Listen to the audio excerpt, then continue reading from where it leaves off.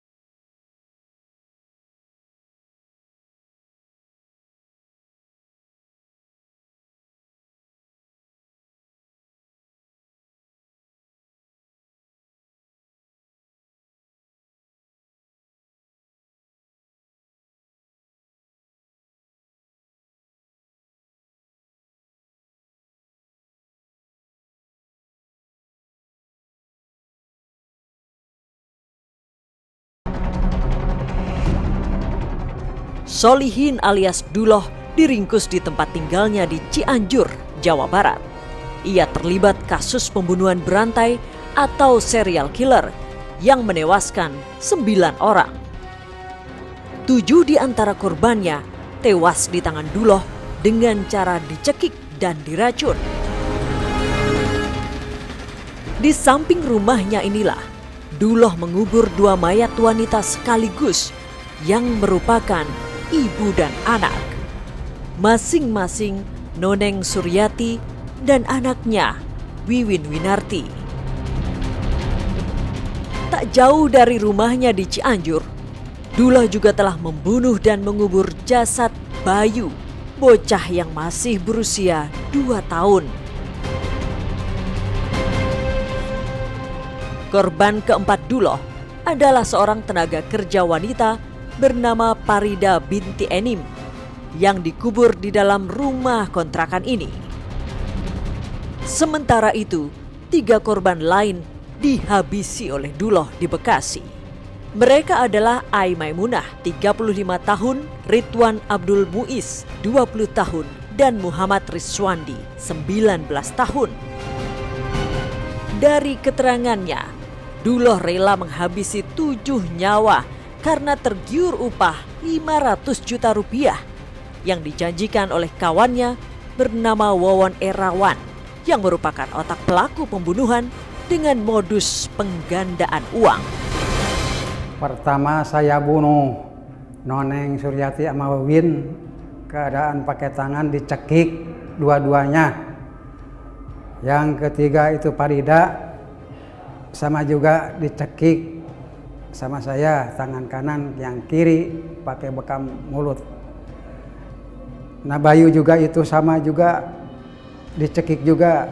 Nah yang di Bekasi kemarin tahun 2023, Ai Maimunah Ridwan Rizwandi dikasih kopi diisi racun sebanyak 7 butir, yang 3 orang, yang 2 orang 2 butir. Nah langsung dia bergeletakan jarak 25 menit, dia muntah-muntahan berbusa. Kalau udah beres semua katanya dikasih iming-imingnya 500 juta seluruhnya. Kalau udah beres pasti ada kesuksesan. Bilang si akibatnya alias si Wawan itu sama saya. Nah ternyata kemarin keburu ketangkap.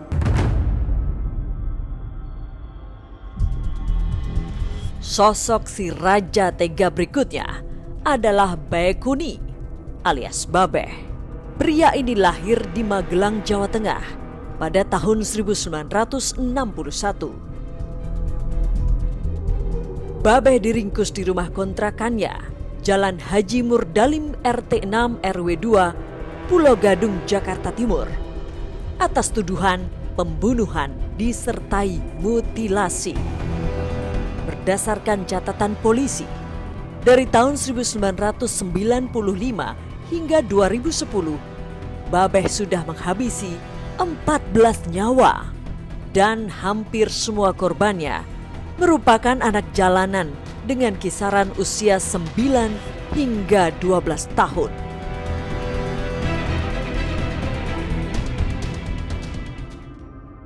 Bagi saya itu yang rambutnya lurus, itu yang manis gitu. Soalnya ada alasannya, ibaratnya kalau seperti secara hidup-hidupan itu pasti baru ketahuan.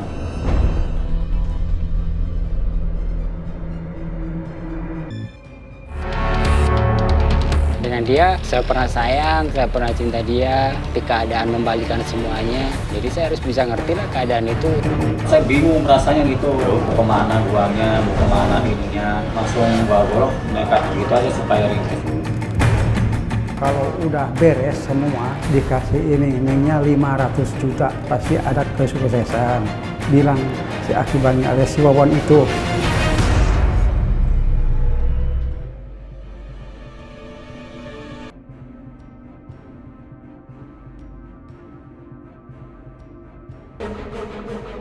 Tempat pemakaman umum Cakung Kresek, Jakarta Timur ini menjadi saksi bisu soal cerita pembunuhan berantai yang pernah terjadi di Jakarta. Ini adalah makam Ardiansyah, bocah yang menjadi korban kekejaman Baikuni alias Babeh, sang pembunuh berantai. Pada Januari 2010, Ardiansyah yang merupakan anak jalanan dimutilasi. Bocah bernasib malang ini juga sempat mengalami kekerasan seksual.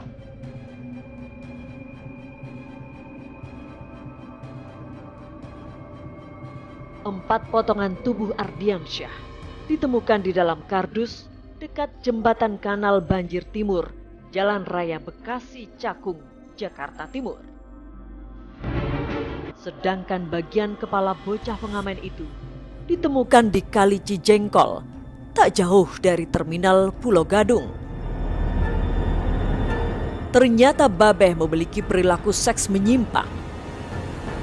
Terbukti dari semua korbannya adalah bocah lelaki. Dan dalam mencari mangsa, Babeh punya kriteria. Bagi saya itu yang rambutnya lurus, itu yang manis gitu, atau yang badannya kurus deh. Yang lebih mengejutkan, ternyata Babeh melampiaskan hasrat seks menyimpangnya itu ketika korban sudah tak bernyawa. Jadi supaya dia puas itu kan ya. Soalnya ada alasannya, ibaratnya kalau seperti secara hidup-hidupan itu pasti baru ketahuan. Lalu apa alasan Babeh memutilasi korbannya? Udah saya perbuat, saya bingung rasanya gitu, bingung ya, mau kemana uangnya, mau kemana ininya. Nah udah setelah itu saya langsung bawa golok, nekat gitu aja supaya ringkes, supaya ini. Senin 22 Februari 2010, kasus pembunuhan yang disertai mutilasi dan kekerasan seksual dengan pelaku Baikuni alias Babeh digelar. Ada 48 adegan dalam rekonstruksi ini. Mulai dari rumah kontrakan Babeh, tempat ia menghabisi nyawa korban Ardiansyah. Kemudian ke sekitar banjir Kanal Timur, tempat ia membuang potongan tubuh Ardiansyah, hingga ke Kali Cijengkol, tempat Babeh membuang potongan kepala Ardiansyah.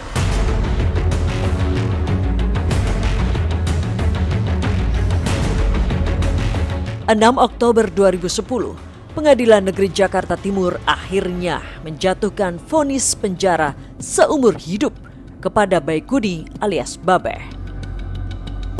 Namun hukumannya diperberat di tingkat Pengadilan Tinggi Jakarta. Pada 13 Desember 2010, Babeh divonis hukuman mati. Sosok pelaku kriminal lain yang sempat menghebohkan negeri ini adalah Ferry Idam Heniansyah alias Rian Jombang. Nama Rian masuk dalam daftar terpidana mati. Ia telah menghabisi 11 orang pria yang menjadi teman dekatnya.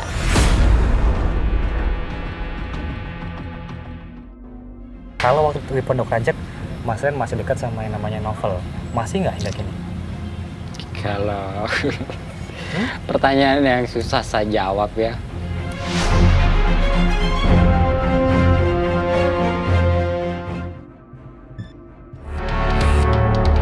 Dengan dia, saya pernah sayang, saya pernah cinta dia, tapi keadaan membalikan semuanya. Jadi saya harus bisa ngerti lah keadaan itu. Saya bingung rasanya gitu, mau kemana guanya, mau kemana ininya. Langsung bawa golok, nekat gitu aja supaya ringkes. Kalau udah beres semua, dikasih iming-imingnya 500 juta, pasti ada kesuksesan. Bilang si Akibani alias si Wawan itu.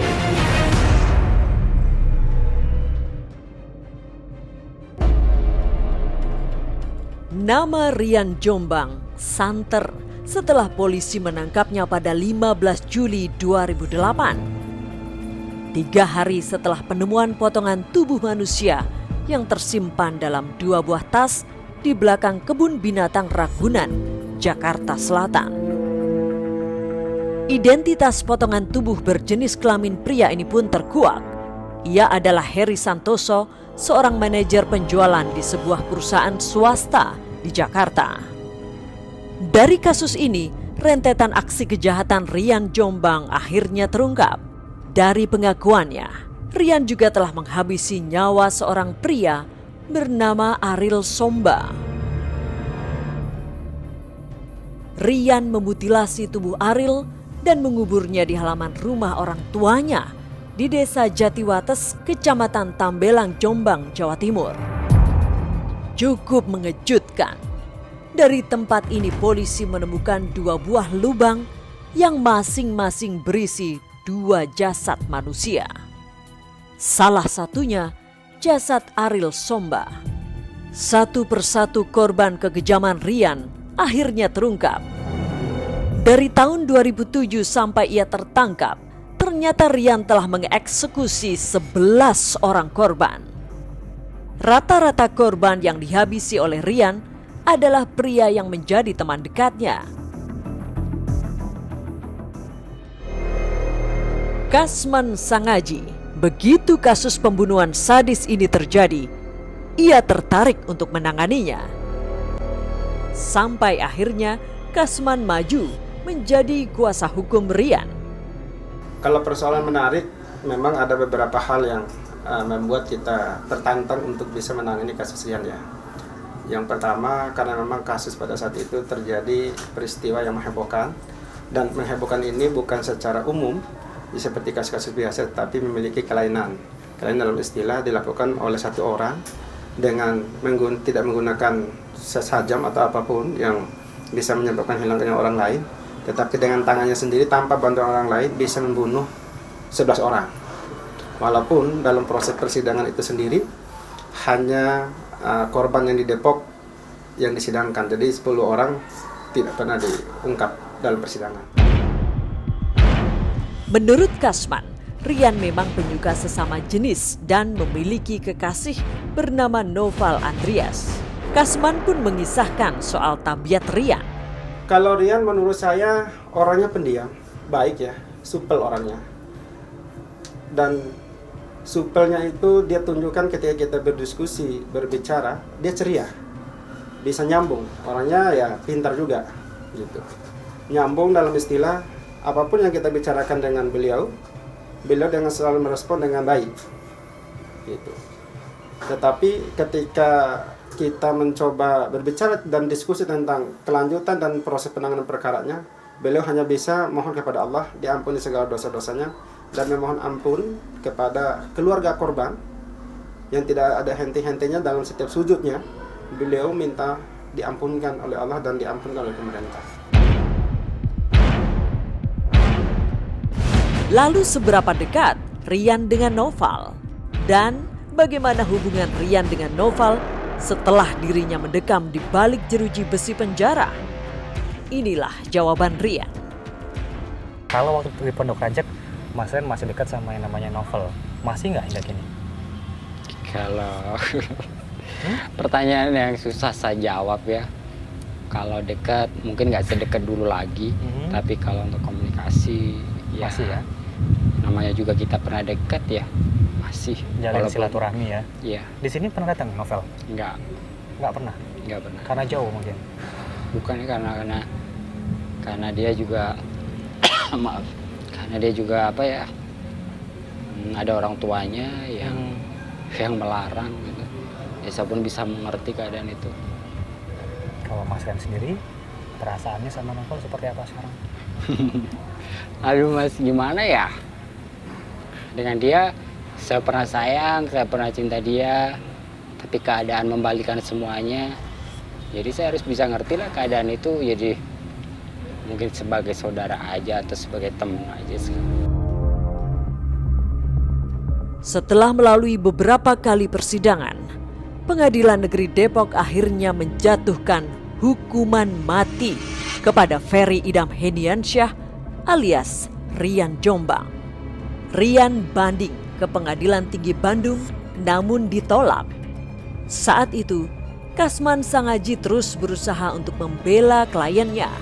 Berbagai upaya pun dilakukan oleh Kasman. Kami sangat fokus dan antusias dalam menyampaikan pembelaan terhadap hak-haknya. Seperti apa peristiwa-peristiwa itu bisa dijerat oleh hukum atau tidak. Nah, kita tetap masih concern sampai hari ini. Dan persoalan perbuatan Rian itu kami tidak coba mempertimbangkan itu, tapi lebih kepada bagaimana cara proses hukum yang dihadapi oleh Rian ini